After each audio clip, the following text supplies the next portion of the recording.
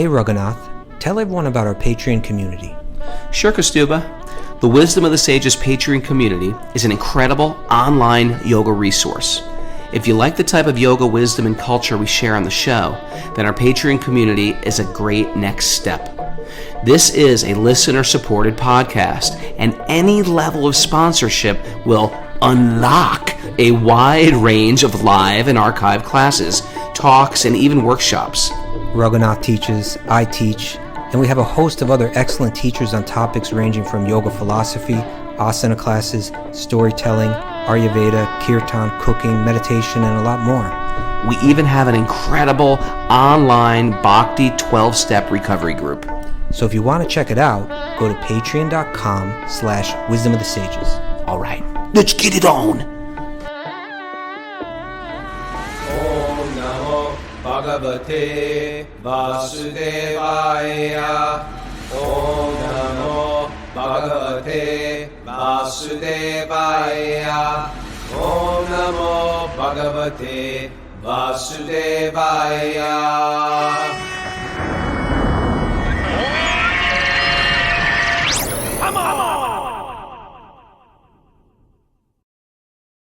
Live from Super Soul Farm in the Yogi House, this is Wisdom of the Sages, a daily yoga podcast, with your host, Raghunath, and co-host and senior educator at the Bhakti Center in New York, Kastuba Das. Welcome to the show, everybody. Welcome to Friday. We're wrapping up our teacher training here at Super Soul Farm. It's been great. All the graduates were stellar. They've all been touched, moved, and inspired.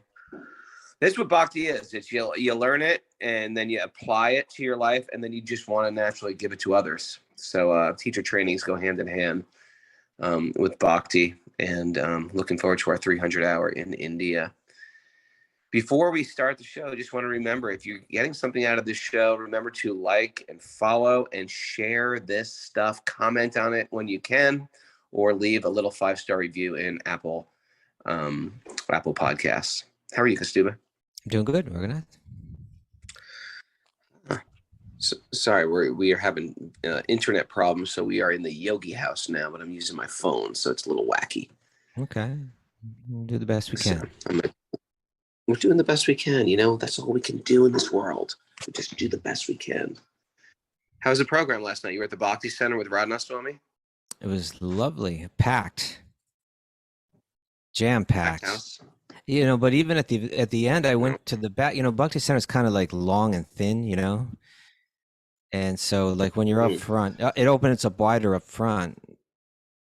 But you're thinking, wow, the people back there just must be a totally different experience. It's just kind of must be feeling a little bit, like left out or something like that. But I went to the back, and I mean, are they?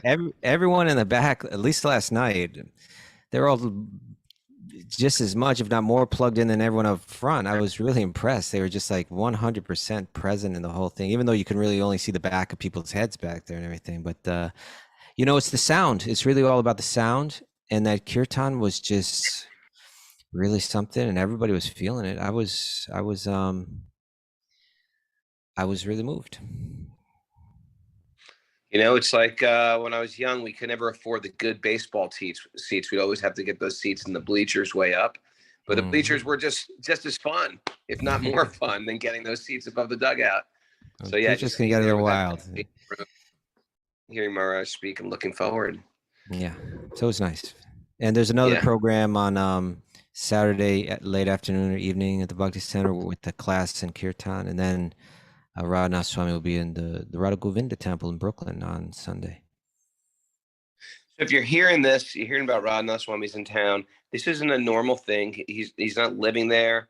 He comes occasionally and peppered out through the year. Take advantage of it. Don't miss these. These are special moments in history. You're going to look back and think, why didn't I do that? Why didn't I go? Right. Go. Change your plans. I know you got plans. Change them. Get there. It'll affect you in a deep way. It'll be like a trampoline for your spiritual life. And wherever you are, this is the type of food that the soul is hungry for. Please drop all plans and go. Is there anything going on today with him? Not at the Bhakti Center. Like no public program. Okay. All right. Go anyway. seek these people out. Okay. Announcements, Raghunath? Miss Mara, hold on a second. Here she is. Good morning. Good morning, Mara. We have Back to Your Cover meetings at 12:30 and at 1. And Josh Kane is offering an asana class for our Patreon members today at 10:30 a.m. Yeah. Okay. There we go. Great. You ready for the nugget? When are you reading? Yeah, read me the nugget, sir. Okay, the nugget. You know, it's a sad. We received sad news yesterday. You know, that Sinead O'Connor had passed away, and truthfully, I don't know if I can name a Sinead O'Connor song. Well, she kind of came around after you and I were in the ashram, I think. Honestly, I don't know so much about all of her music. Although I've always been aware of her, and she was, I suppose a polarizing figure in some ways, but like the more that I got to know about her, I saw that she had this, some you and I, just by kind of being part of this for so long, being part of the bhakti and all of that, you meet all kind of characters, all kind of people, spiritual characters. And she seemed to me like one characters, yeah. We've met our share. And she struck me as one of these people who has a very intense spiritual longing. She struggled with mental health, I think for pretty much her whole life. And she did that very publicly, which I think was also kind of a demonstration of her sincerity, her honesty. Vulnerability. Yeah. And but she was always looking for God. She was very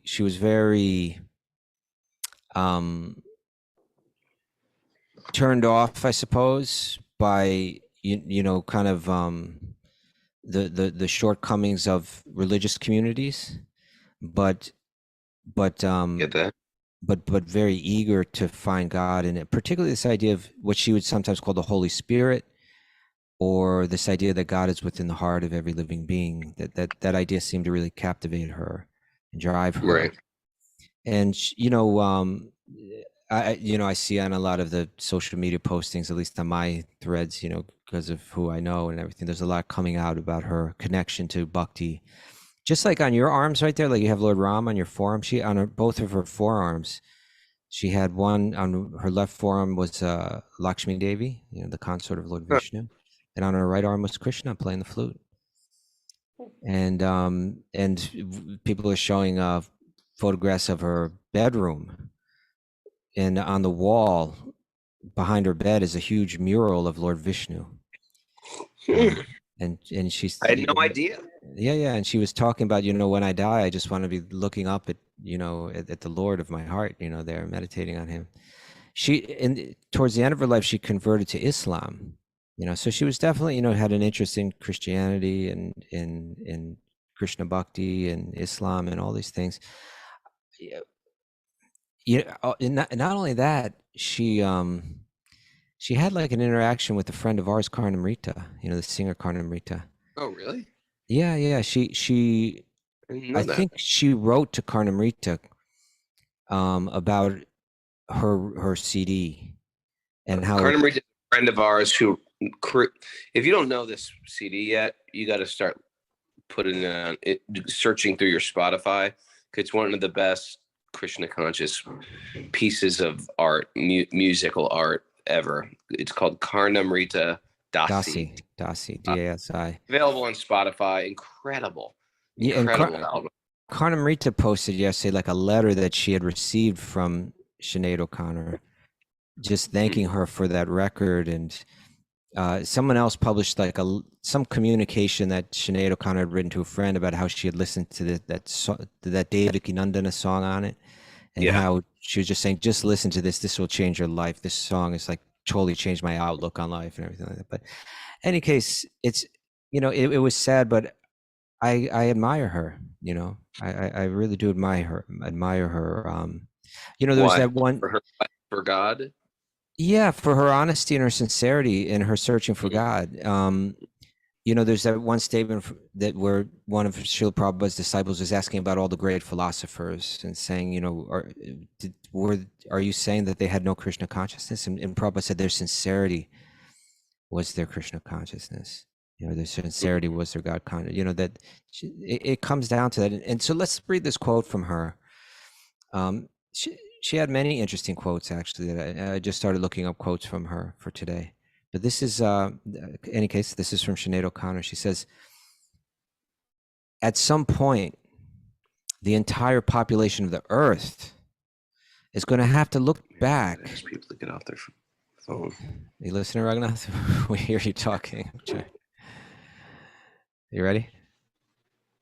You there, Raghunath? Can you hear me? We can hear you in any case. So I'll read this again. You guys. You're a little choppy now. I'll read the quote and hopefully you'll be there. Are you frozen? You seem frozen. Sinead O'Connor said, at some point, the entire population of the earth is going to have to look back at the kind of essence of spirituality, which is basically caring about one another. And, there's so much that can be said about spirituality. We can go into these philosophical texts about spirituality and we can dig very deep into them. We can debate about them. We can search into them and try to find out the subtle, deeper messages in them. And that's a beautiful thing to do. But in one sense, whatever we discover, whatever we eventually understand about spirituality, really, all of it comes to a very simple essence. And if you don't come to that simple essence, you haven't understood it. And that essence is, it does come down. Turn it off. Raghunath, we can hear everything you say. You there? You hear me? I hear you now. Okay. Ish. So Can you hear me? I can hear you. You got Okay, me? We sorry about connected? that. We're good? No problem. I'm going to read it again just so that you can Yeah, I hear it. didn't really Okay? hear your quote, but you keep going. Well, so hear it and we can talk about it. She said, at some point, the entire population of the earth is going to have to look back at the kind of essence of spirituality. And that's what real spiritualists are meant to do. They want to go beyond the superficial. They want to get to the essence of it. And she saw the essence as, she says, which is basically caring about each other. That at the heart of spiritual knowledge is the idea that we were all made of this same energy, that the externals that divide us, and that means bodily, that means racially, that means in terms of sex or gender, that means in terms of nationalities, families, whatever groups, as well as even species, that there's a spiritual essence that we're the same underneath, and we're all moving through all these different forms and all these different circumstances, even all these different mindsets, that I can be kind to anyone, even if within their mind, they seem antagonistic or even evil to me, that I can recognize that kindness is always there. Compassion is always there. That's a principle that goes across the entire thing because I have that spiritual knowledge. So it seemed to me, she was obviously a talented woman, and obviously a very struggling woman, just struggling to keep her head together, but deeply sincere, and on that spiritual level. So, anyway, I liked her quote, and I just, there's something about her that inspires me. Sorry, I was a little checked out. I'm experiencing operating difficulties. Yeah. I think I'm back though, my friend. Can you hear me? Yes. Okay. Is there anything you'd like to share about that? You were a little choppy in my world. Choppy Kostuba. Would you like me to read it again to you? Yeah, let's read it one more time if you don't mind. She said, at some point, the entire population of the earth is going to have to look back at the kind of essence of spirituality, which is basically caring about each other. I love the idea of just like boiling this stuff down just like sort of you boil maple water and get some syrup out of it, or maple candy. And this boiling all this stuff down beyond the rituals, beyond the different languages, beyond the different types of worship that come just from having different cultures. What are we after? If we could find the commonality, the world would be such a better place instead of looking for the differences. What is the essence of this stuff? And I think in the way we explain it, and hear me out, people, because those who are listening will soon explain to somebody else. If we can explain it in a way that is very inclusive, it will do such a good service, because the Bhakti Shastras, the Vedic teachings are inclusive. They are inclusive. So don't take that inclusiveness and make it narrow. Understand it for what it is. It's a very, very inclusive way to understand spirit in our life. And sometimes people they just like this exclusivism, and they like to keep people outside the fence or outside the circle. And that's not what it's about. And it's going to always go back to here anyway. We're going to hit our head against the wall and be like, you know what, we got to broaden this wider. And at the same time, you have to retain some integrity. You can't just be like, yeah, we accept anything. There is some integrity with it as well. Yeah, well, there's always a balance, and in this world, the balance is sometimes difficult to strike just right.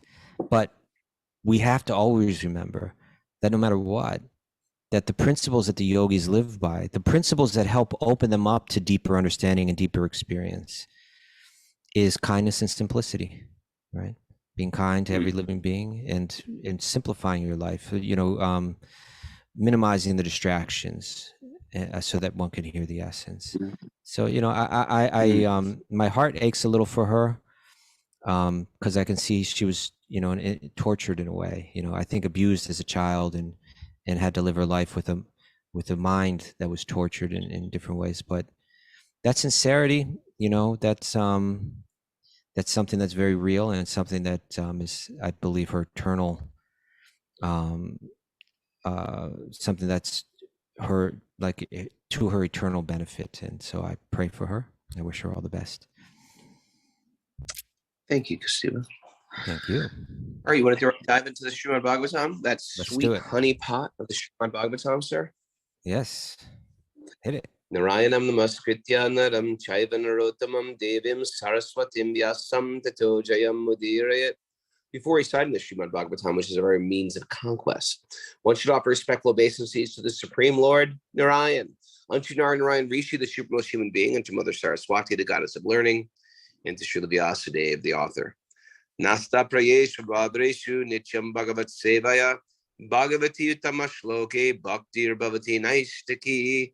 By regular attendance in classes in the Bhagavatam, and by rendering service to the pure devotees, all that is troublesome to the heart will become eradicated. And loving service to the Supreme Lord, who is praised with transcendental songs, will be established as an irrevocable fact. Om Jnana Tamarandasya Jnananjana Salakaya Chaksurunmidhatam Nena Tasmai Shri Gurave Namaha. I was born in the darkness of ignorance, and my teachers are opening my eyes with the torchlight of knowledge. I offer my obeisances at their lotus feet. Reading from the Srimad Bhagavatam, Canto 5, Chapter 24, Text 20. Text 21 now, I think, right? Yeah. Yeah. So yesterday we read this verse, interesting verse, right? And we spoke at length about the power that is there within the practices of bhakti, that it's something that, well, we read about one instance where it can be confusing and even upsetting for someone if someone's deeply invested in some of the other yoga paths, and they hear these glories of bhakti, they may say, get out of here. It's like, it's not that easy, right?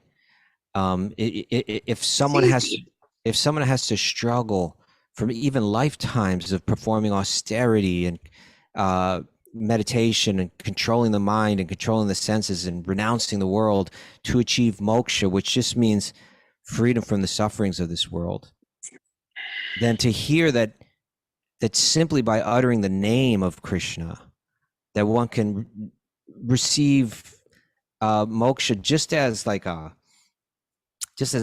without even wanting it, and because they see that bhakti, the prema, that love within the heart, divine love for God and every living being, is a gift, is an achievement way beyond moksha.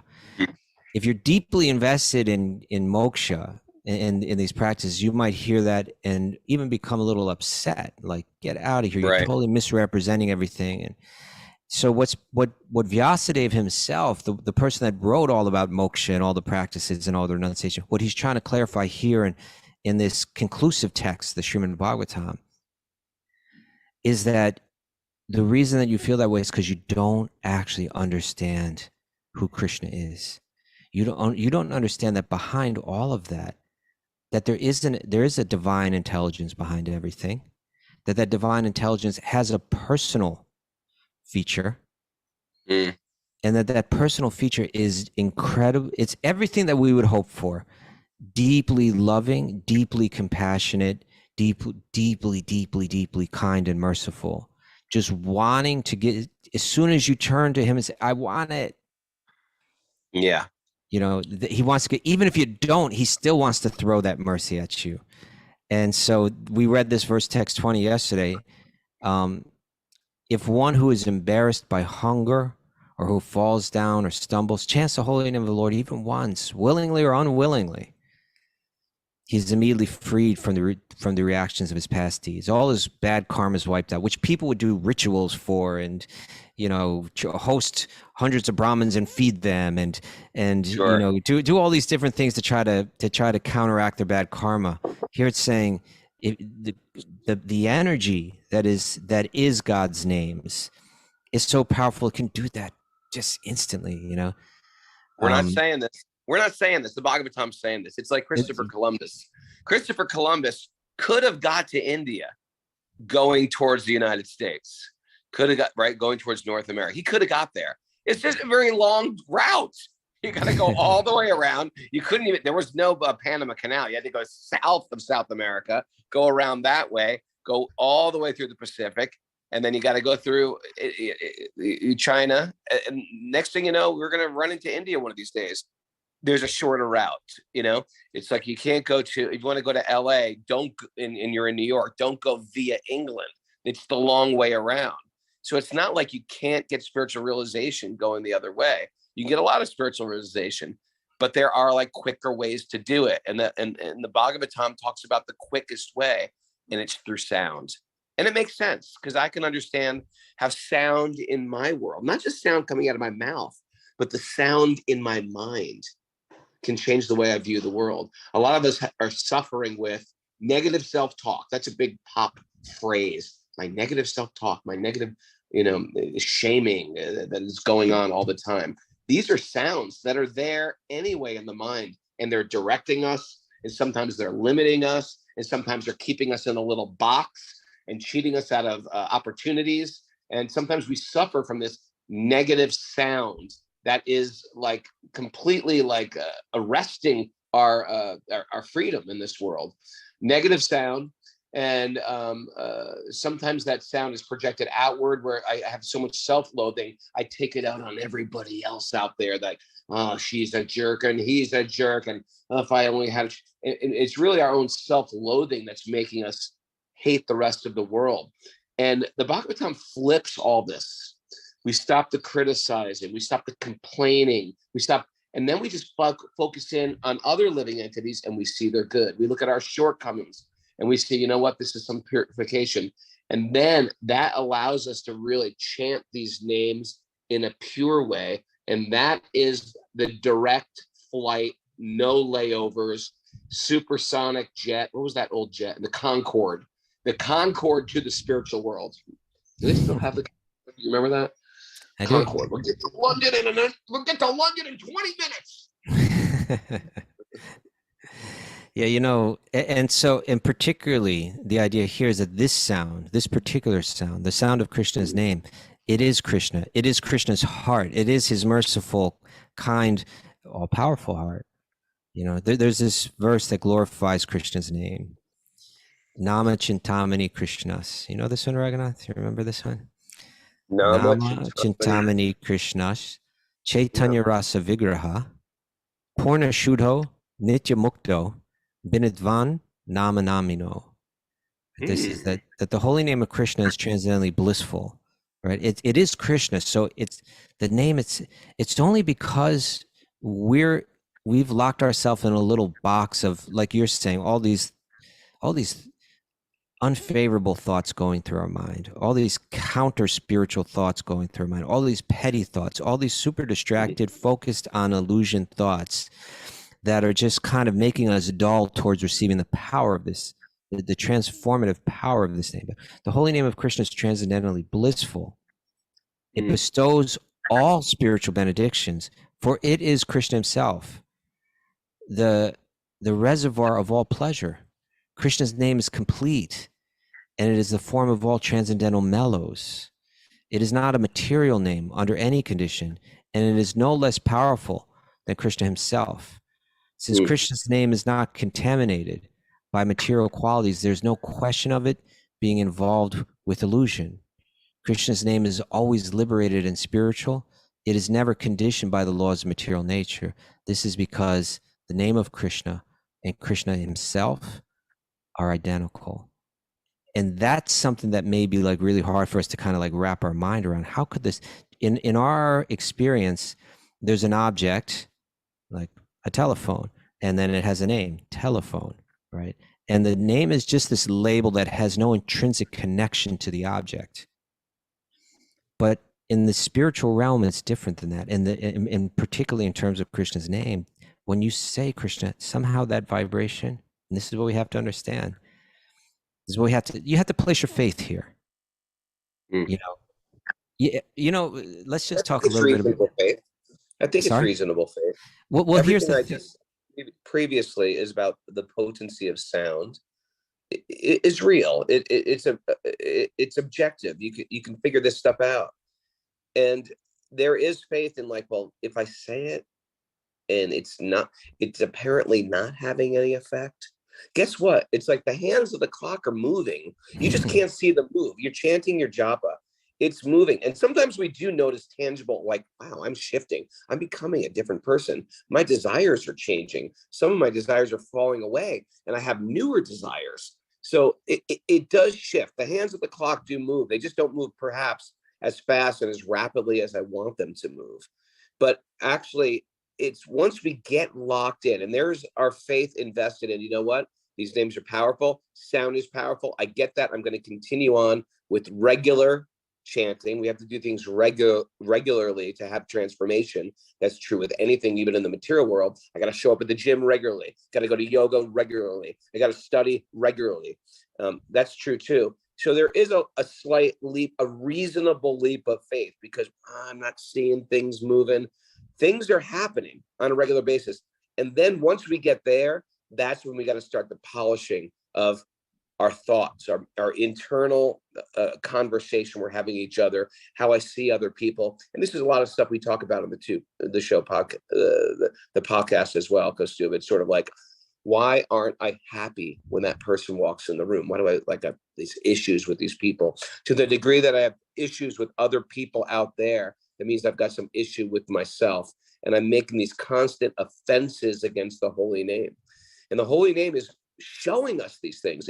It's shining light on our shortcomings. We don't want to hate ourselves, so to speak, but we want to shine light on our shortcomings so we can see it and change it and change our behaviors. And then we start to climb up this ladder of being able to hear the holy name in a proper way. Yeah, you know, this thing about faith, here we're being asked to have faith in something, right? Like, have faith that this sound, which with our current perception seems like any other sound, right?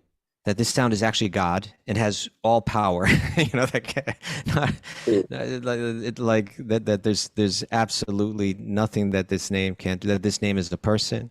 That this sound is a person. That this sound has unlimited potency. That's something that I may not perceive right now, and I may not be able to convince anyone else that it's true, because you see this, and this is what happens when you get, here's a little, it's something I was thinking about. I was thinking about this when I was on the train coming down from your place the other day, Raghunath. Yeah. What were you Is that- thinking on that train? Is that a lot of these conversations, like where you have someone with faith and someone without faith, let's say like someone, an empiricist, a skeptic, you know, maybe someone coming from some presentation of science with skepticism towards anything spiritual. Even the idea that consciousness, for instance, is of that our consciousness is a result of not of a combination of material elements, but that it's beyond the material elements. It's an energy that works by different laws, right? That's the spiritual presentation, that I'm conscious. I'm made of energy that's conscious. It's a different energy that doesn't operate by the same laws as material energy. And you can, no matter how long you look with your material microscope, you're not going to see that spark of spiritual energy. Right. Because it just doesn't work. So a lot of times that conversation, the skeptic will take it immediately to the level of perception. I can't see your God. Are you telling me that you've seen your God? Because if you haven't, then I just think you're making this stuff up. It's just wishful thinking. It's just some kind of anthropomorphism, you know, whatever it is. They take it to, they say, I want proof, and that proof should be perception. I should be able to see this, hear this, etc. And then, By the way, yeah. Right, go on. Sorry. Well, so then the question is, why would you be convinced about anything that you can't perceive? And the thing is that this practice of bhakti, here's just the honest answer about it, right? Perception of God is something that comes way down the road, but where it starts working is on your perspective, right? Not your perception, but your perspective. That it begins to speak to you to help you adjust your perspective, adjust how you see the things in this world, you know.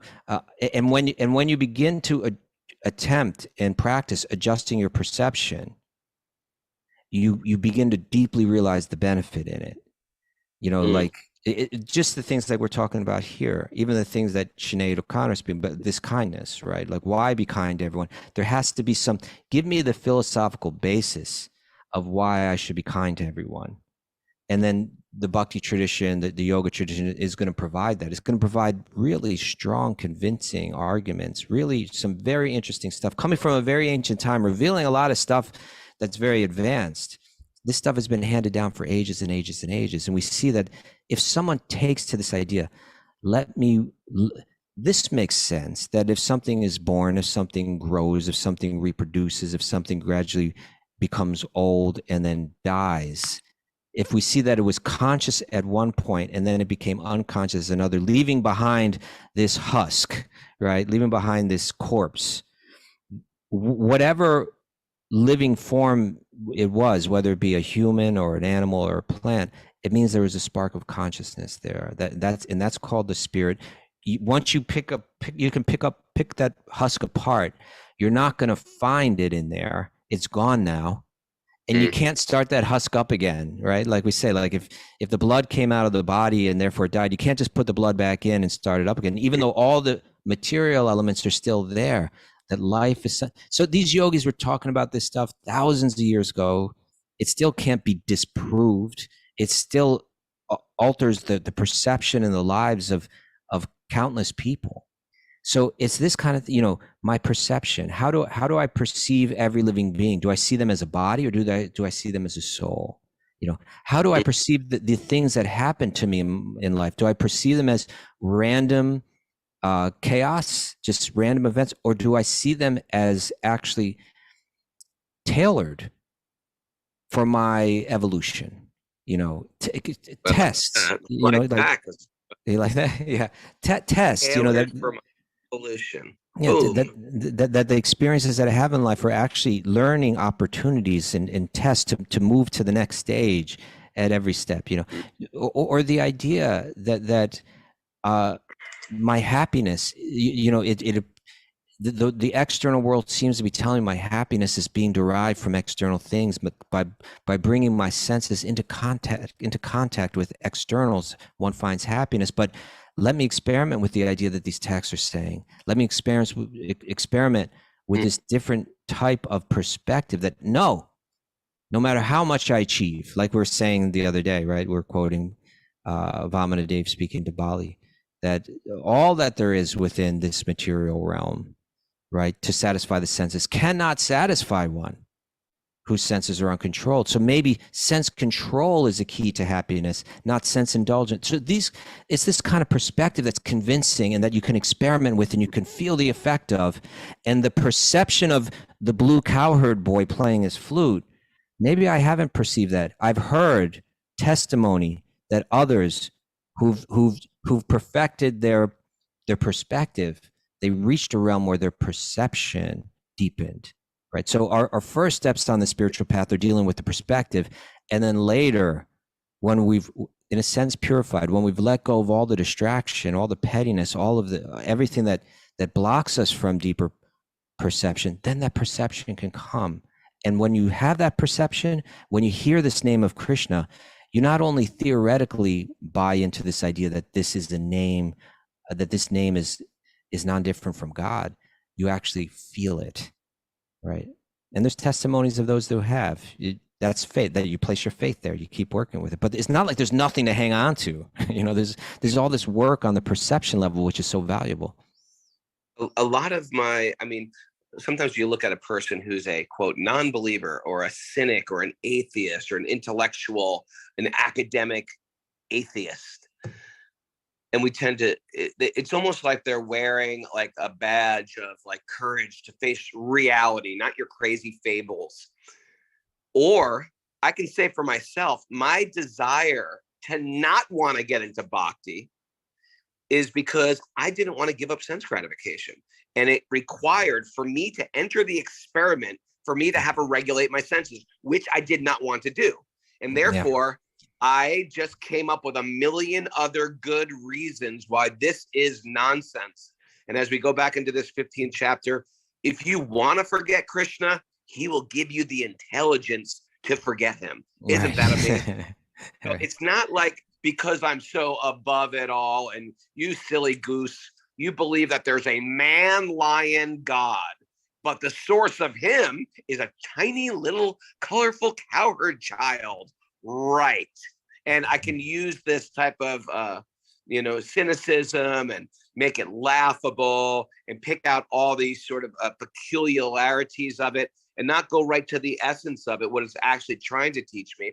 Because once I do, then I'm going to have to start surrendering to it or live a total lie. So I'm going to just like dance around the things of like, no way this can happen. All the things that are like, that just sort of stand out without digging a little deeper. It's not because I'm a great academic or I'm a great thinker. It's because I have a lack of wanting to surrender my will to Krishna's will because I'm a rogue and I want to do whatever the hell I want to do. And I don't want to be disciplined, even though I'm just like that, like arrogant teenager who just will not want to study. I just want to get into trouble. We want to get into the trouble in the material universe. And therefore we don't want any rules in our life, even rules that are going to help us grow, evolve, and become happy. Yeah, there you go. Yeah, it comes down again to that sincerity. That's what I was so appreciating in Sinead O'Connor, right? Even though she had a head, programmed with all kinds of, you could say, unhealthy files on the hard drive of the computer, right? It's just like, a mind that's just troubled, troubled by experience, that it just got warped. It became very painful. But through that all, underneath that all, there was this intense sincerity. And that sincerity is so valuable. It's like you should purchase it at any price, right? Aaron shared a little something here on the chat board. And this has to do with that idea of perspective. He said, I woke up last night with an almighty panic attack brought on through work stress, something that a lot of our listeners may be able to relate to. Right? However, once I calmed down, I chanted a little and realized that this condition had little relevance to my spiritual service. So that's a zoom out, let me change my perspective on what I'm going through here. Not meaning to belittle anxiety, but for me, it helped put this into perspective and massively helps, right? So now someone may say, oh, the skeptic might say, okay, well, all the things that you're talking about, your change in perspective and all that, well, you can get that from all kind of self-help books, and that stuff's out there. It doesn't mean that God exists. No, it doesn't. It's not going to empirically prove that God exists to you. But by the way, all those self-help books, they're all derived from these ancient books. Like all the ideas in them come from these books that have been around for thousands and thousands of years. And so if you give me a body of text, this vast body of text, and it's not just like something any idiot could have just pumped out, like on his own. Hey, I came out with my self-help book. No, you write something like the entirety of the Vedas, with not only all of their spiritual insights, but even all the texts that stem from them, all the sociological presentation in it, right? What to speak of, all the branches of wisdom that stem from it. This isn't. If you're going to be truly objective, you might not believe what they say, but you have to admit that this is a very sophisticated body of literature. Right? There's a very sophisticated body of literature. And if this very sophisticated body of literature that has been handed down and changed the lives of countless people over millennia had all of this powerful, not only information about change of perspective, but even practices in order to achieve it. And I can experiment with those practices and feel the result of them. It's beginning to earn my faith. And it's beginning to earn my willingness to say that the theological ideas presented in here likely have merit too, right? That the idea that there is this loving being behind it all, right? Who is calling us to engage in an eternal connection of love exchange. It's even that idea I can take and look at this world and try to understand it through that lens, and it starts to make more sense. So there's a lot of experience here that makes this worthy of the investment of my faith. And unless you can show me something better, if you're just going to say there was a big bang and it all just happened, well, it happened over a very long time, that's not as worthy of my faith. No matter what you can invent with your science and your technology, you still haven't earned my faith in the same way. At least that's my opinion. Yeah, and if you want to go there, just like, okay, that's your theory of creation. Now, what do we do? How do I create joy in my life? If that's it, tell me what to do in this life. Give me some instruction. What should I do? Like, just read self-help books that just to manage your life, or sometimes they'll flip it on. Yeah, it's religion caused all the wars. Really? Is it religion that caused all the wars, or is it materialism and ego that's caused all the wars? Yeah, lack of the essence, right? Lack of the essence of the religion. Lack of the essence. Religion in name only, but they never got into the essence of it. Sure. Okay. Let's continue on. You say? Well, we're just about done. We're winding it down now. But anyway, maybe we can just bring it back to Sinead just for a second. That is that a regular name, Sinead? I called her Skinhead O'Connor for years until someone said, "No, it's not Skinhead O'Connor." Did you? No, I never called her Skinhead. You never called her Skinhead O'Connor? No, it's not that everybody did that, Raghunath. I thought everybody called her. Sinead is really the way to say it. Yes, Sinead. Okay. I think it's like it's derived from like Janet or something, but it's like Irish. Yeah. From what? Like the name Janet. Sinead. Janet? Yeah. Relax, Raghunath. It's okay. Although that idea challenges you. Huh? It drove me crazy for years. Richard and Dick. Just call me Dick. Why? How is that connected? But in any case, like back to her nugget that she said, I like sometimes these people, even they're mentally, struggling, but they have this deep spiritual sincerity. Sometimes they look at the world with a simplicity that really embodies truth. Yeah. So for her to say it like this, like at some point the entire population of the earth, it's like, yeah, right. It's like the whole world's got to somehow get this. What's it going to take? Is there something that we can all kind of go through that makes us all kind of wake up and say, hey, you know what? We have to look back at all these texts that were there to guide us all along and stop looking at how they divide us, try to find the essence of it all. And come on, don't we all know this? That it all has to do with being kind to one another, that we really could do that, that we really that really should be our goal here, that That's what whenever we're the seekers here, wisdom of the sages. we try, right? But that whenever there's like a call for hatred, that we should look for the fear that's behind that and try to transcend that. Like, isn't that what we're all meant to do? Just like it, in one sense it's simple, and in one sense we do need these people with this very simple vision to kind of cry out to us, and so I appreciate her crying out. All right, I think we're out of time for today. A bit of a short show because we started late, but sorry about that. That's my bad. It's my internet's bad.